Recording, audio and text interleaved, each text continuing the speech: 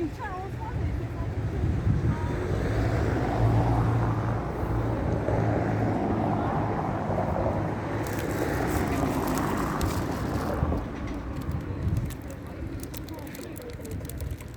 Sen nöbet mi? Dün belini ağrıttın mı?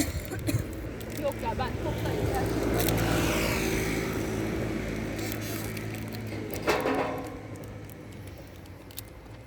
Montumu şey oldu ya.